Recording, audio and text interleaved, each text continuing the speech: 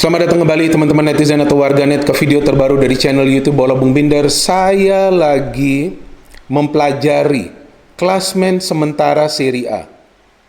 Sambil mempelajari klasmen sementara Serie A, saya melihat nih posisi tim-tim besar. AC Milan untuk sementara berada di peringkat nomor 1. Inter Milan nomor 2. Roma nomor 3. Napoli nomor 4. Juventus nomor 5. Kenapa saya terus melihat klasmen sementara ini? Karena ini tidak biasa. Dalam 8 atau 9 tahun terakhir, yang saya lihat nih Juve ini terus berada di top 3 ya, zone atau bahkan berada di puncak klasmen sebagai pimpinan klasmen sementara. Tapi sekarang Juventus berada di luar top 4 zone. Apakah ini sesuatu yang perlu dikhawatirkan oleh fans dari Juventus? Saya kira tidak.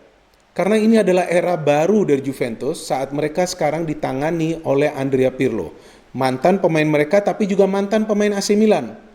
Kita tahu Pirlo adalah maestro di atas lapangan sepak bola, tapi sebagai pelatih kita memang masih belum melihat kontribusinya yang besar atau istilahnya signifikan bagi Juventus. Karena ini masih dalam proses pembentukan Juve agar menjadi Juventus yang lebih berbeda lagi dari tahun-tahun sebelumnya.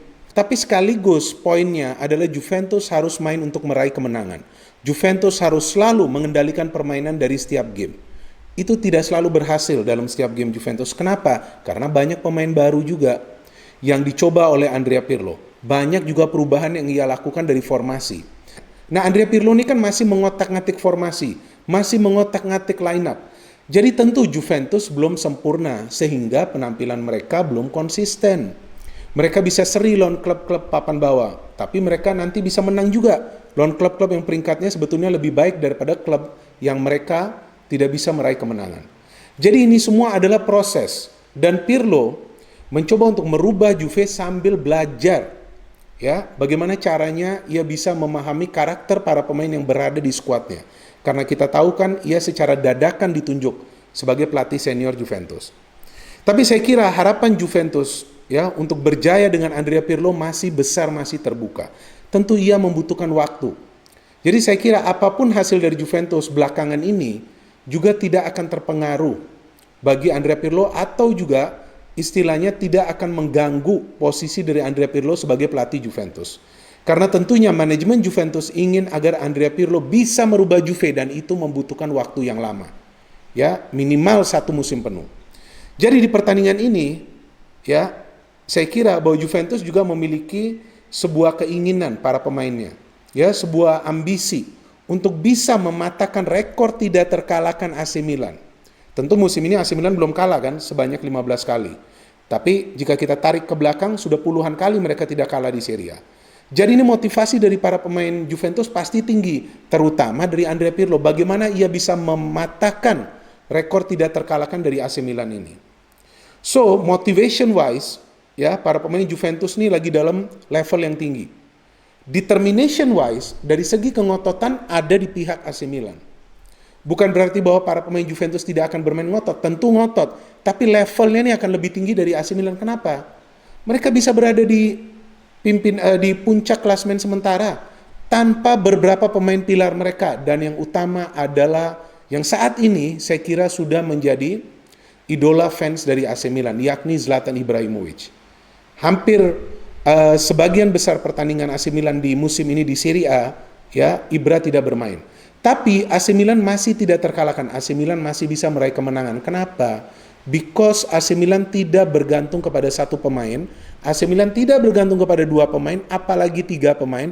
AC Milan bergantung kepada semua 11 pemain yang diturunkan di atas lapangan oleh Pioli. Siapa ini Pioli? Saya kira Pioli adalah pesulap. Yes, pelatih juga bisa menjadi pesulap jika ia mendapatkan pemain-pemain yang bisa memahami taktik dan strateginya dan juga yang tidak mengeluh ketika diminta untuk bekerja keras selama 90 menit lebih, ketika diminta juga untuk kapan-kapan merubah ya fokus permainan mereka. Kalau harus nyerang, menyerang. Kalau harus bertahan mengikuti instruksi pelatih. Dan itu berhasil dilakukan Pioli di awal musim ini. Dan saya kira ini sudah tidak bisa kita kategorikan awal musim. Sudah 15 pertandingan. Milan masih berada di puncak klasmen sementara. Kembali ke pertandingan Milan lawan Juventus, tentu kita tahu banyak pemain yang akan absen. Dan sebetulnya dari segi pemain yang absen, yang akan berpengaruh justru ke AC Milan. Karena yang absen ini adalah pemain-pemain pilar mereka. Mulai tentunya dari Zlatan, Saelemaekers, Benacer, Gabbia, dan Tonali yang tidak bisa bermain karena mendapatkan kartu merah di pertandingan sebelumnya lawan Benevento. Dari Juve kan kita tahu dua pemain, ya, Alexandro, betul kan, dan juga Juan Cuadrado. Yang keduanya dinyatakan tidak sehat, dan juga Alvaro Morata yang dikabarkan cedera dan belum tentu bisa bermain. Ya nanti dilihat last minute fitnessnya seperti apa, match fitnessnya. Tapi ini yang menjadi menarik. Pada saat justru Juventus dengan pemain-pemain yang memang syarat berpengalaman, yang sebetulnya mayoritas para pemain Juventus ini sudah bermain secara bersamaan dalam beberapa musim terakhir, akan mendapatkan tantangan dari beberapa pemain muda AC Milan. Jika kita bandingkan usia rataan dari kedua tim, tentu lebih muda di kubu AC Milan. Contoh, di pertandingan terakhir Benevento lawan Milan, saya hitung ya starter yang turun usia rataan mereka 24,3 tahun. Di pertandingan Juve lawan Udinese, starter yang turun usia rataan starter yang turun itu 28 tahun. Jadi kita lihat perbedaannya cukup jauh. Tapi itu bukan berarti mengurangi kekuatan Milan dan menambah kekuatan dari Juventus, karena yang penting kan adalah taktik. Saya yakin bahwa Pirlo akan tetap konsisten menerapkan sepak bola menyerang, karena ia punya pemain-pemain yang bisa ia andalkan untuk menerapkan taktik tersebut. Oke, dari segi formasi, dari segi susunan pemain, tentu saya kira di atas kertas ya kekuatan ini 50-50. Ya walaupun dari segi pengalaman kan materi pemain yang berpengalaman Juventus ini kan lebih unggul. Kenapa 50-50? Karena walaupun Juventus dari saya kira pengalaman lebih unggul, secara individual ya technically speaking, secara teknis permainan, saya kira Juventus tentu para pemainnya lebih unggul, beda dengan para pemain Milan yang jarang melakukan aksi-aksi individu atau gerakan-gerakan individual, walaupun hanya beberapa yang biasa lakukan itu seperti Brahim Diaz dan Jens Peter Hauge, tapi kan sebagian besar itu kolektivitas. Ya, kita lihat bahwa sebetulnya yang sulit untuk dikalahkan atau dicari ya weak point dari AC Milan adalah pemain mana yang harus di-marking. Karena semua pemain ini bisa memberikan kontribusi dari urusan develop serangan, dari urusan mencetak gol. Ini yang akan menjadikan sedikit kesulitan bagi para pemain Juventus untuk memonitor pergerakan para pemain Milan. Jadi dari begitu banyak pemain yang absen dari kedua tim, saya kira tetap tidak akan berpengaruh kepada performance mereka di atas lapangan as long as the tactic works. Saya kira bahwa Juve akan menyerang dan saya kira Milan juga tidak akan tinggal diam. Bisa jadi Milan mengandalkan fast break, mencoba lebih disiplin lagi untuk menutup area pertahanan mereka. Karena ya kalau kita bandingkan apple to apple, ya tentu pertahanan Milan lebih mengkhawatirkan lah, kita kan bisa melihat. Di beberapa pertandingan lawan tim-tim yang sebenarnya tidak kuat juga bisa ditembus beberapa kali, tapi memang bisa di-save terus oleh Donnarumma. Sedikit berbeda dengan Juve. Tidak selalu bisa ditembus pertahanannya, tapi ketika ditembus kapan-kapan juga form Szczęsny ini tidak bagus. Ya, dan Juve lebih banyak kemakan dari counter. Nah, dan perbedaan lagi Juve juga adalah tim yang akan mencoba untuk mengendalikan permainan dan lebih lama, ya lebih banyak menguasai bola.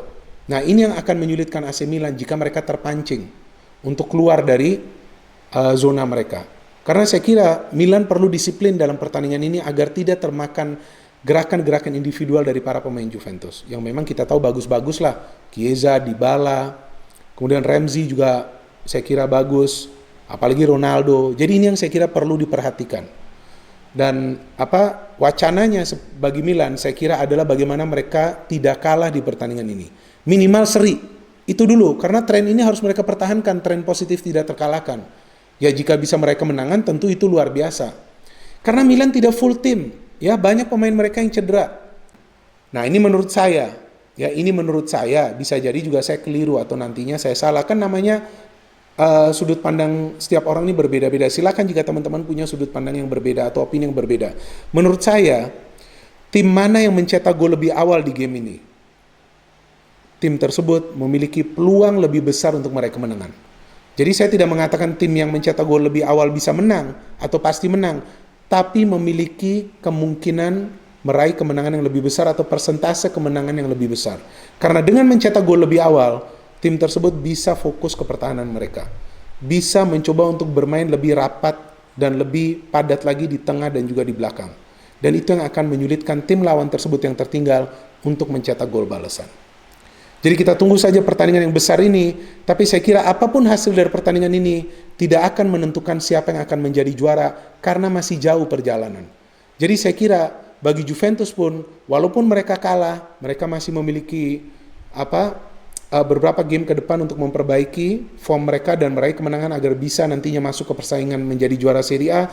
Bagi Milan juga jika mereka kalah, saya kira belum berakhir. Mereka masih memiliki peluang untuk terlibat dalam persaingan meraih gelar juara Serie A, walaupun target mereka adalah untuk lolos ke UEFA Champions League musim depan. Jadi kita lihat saja bagaimana jalannya pertandingan ini. Pasti seru saya yakin, dan saya kira akan ada banyak gol yang tercipta dalam pertandingan ini. Silakan teman-teman juga bisa memberikan prediksi kalian di kolom komentar di bawah video ini. Tapi dari saya, ya, tim yang mencetak gol lebih awal memiliki persentase, kemungkinan, atau peluang untuk meraih kemenangan lebih besar lagi. No hate, only football, salam sepak bola.